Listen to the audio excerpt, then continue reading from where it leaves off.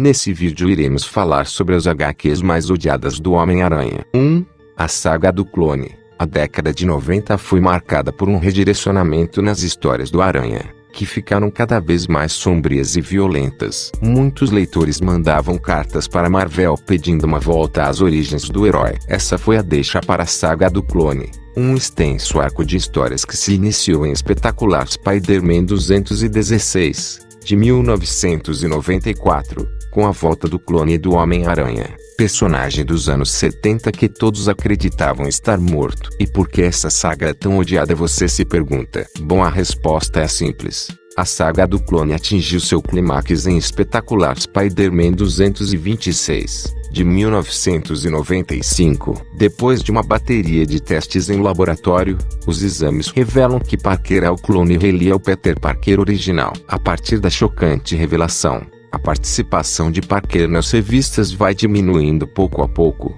até que em Espetacular Spider-Man 229 Peter se muda com Mary Jane para Portland e entrega o uniforme do Aranha a Riley. O ex-clone se torna o protagonista de todas as revistas e, depois de criar outro uniforme, estreia como o novo Homem-Aranha em Sensacional Spider-Man 0, janeiro de 1996. Com roteiros e desenhos de Dan Jurgens, artista responsável pela morte do Superman. Riley era carismático e as novas HQs tinham muito do Aranha do passado, mas, para os leitores, a sensação de terem sido enganados pela editora era mais forte. Obviamente essa saga é odiada pelo motivo de fazerem o Aranha que todos conheciam não ser o Aranha original, o que acabou despertando a ira dos fãs. Porém, no final de tudo, Parker descobre que não é um clone. Mary Jane dá à luz a uma menina aparentemente morta e a tia May reaparece viva. Sua morte foi outra farsa do Duende. Tudo para que a revista voltasse a ser exatamente igual ao que era antes da saga do clone. 2. Pecados Pretéritos. HQ que adicionou um retcon nas histórias do Aranha. Para quem não sabe, retcons são alteração de fatos previamente estabelecidos na continuidade de uma obra ficcional. O porquê dessa HQ ser tão odiada?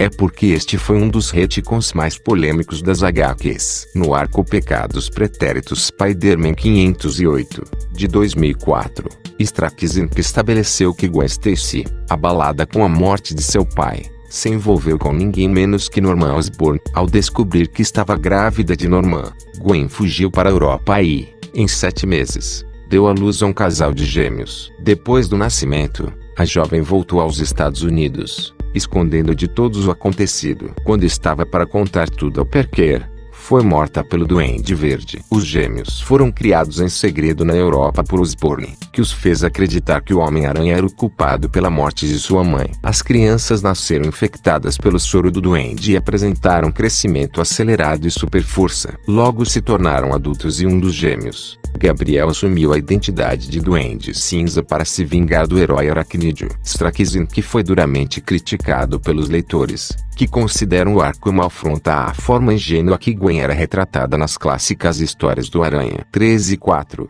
One More Day Brand New Day. Consequência direta dos resultados da maxi-série Guerra Civil, um atirador profissional é contratado pelo rei do crime para eliminar Parker, mas quem é atingido com o disparo é a tia May, que fica entre a vida e a morte. Desesperado, Parker busca ajuda de outros heróis, tanto os cientistas quanto os místicos, mas todos respondem que não há nada a ser feito. Surge então o demônio Mephisto, que propõe um trato. Ele pode salvar a vida de May, mas em troca, o casamento de Parker e Mary Jane seria apagado da existência, como se nunca tivesse acontecido. Nem o casal teria lembranças dele. Parker e Mary Jane decidem aceitar o pacto, não sem antes Mary Jane sussurrar algo nos ouvidos de Mephisto. Depois de um grande clarão, Parker acorda na antiga casa de tia May, no quarto onde vivia quando jovem. Aos poucos parece um cenário familiar em Brand New Day. Parker, em mais uma fase sem dinheiro, está vivendo na casa da tia, que está viva e nunca recebeu o tiro fatal. O jovem divide seu tempo como fotógrafo do Clarim Diário e é vida de herói. Sobre seus poderes,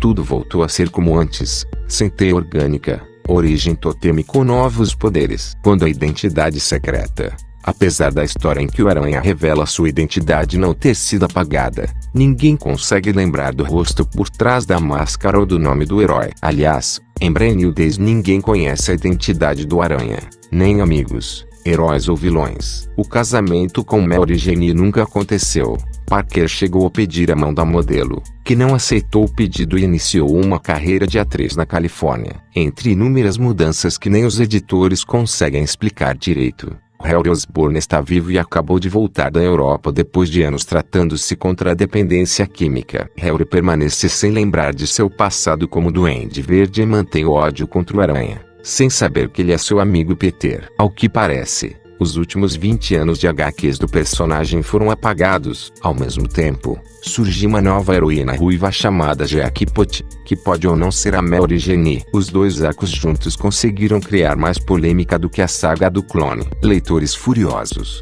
ameaças de boicote, atrasos das revistas nas bancas e até trocas de acusação entre o roteirista Straczynski e o editor-chefe Joe Quesada.